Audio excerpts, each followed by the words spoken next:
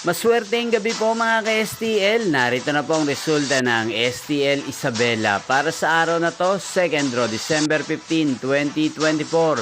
Araw ng linggo, naway ang mga natayan niyo pong mga numero kanina ay manalo nawa ngayong gabing ito, 7 PM. Kaya kunin niyo na po ang inyong mga tickets. Narito na po ang resulta.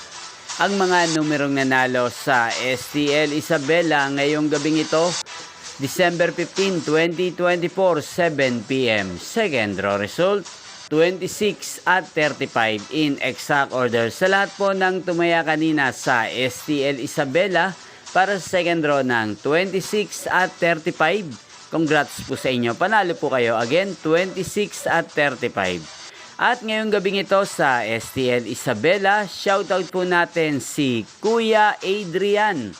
Kuya Adrian ng Isabela, shoutout po sa iyo. Naway nasa mabuti ka pong kalagayan. At sa lahat po ng mga taga-Isabela dyan, lalong-lalo na po sa aking mga subscribers, shoutout po sa inyo.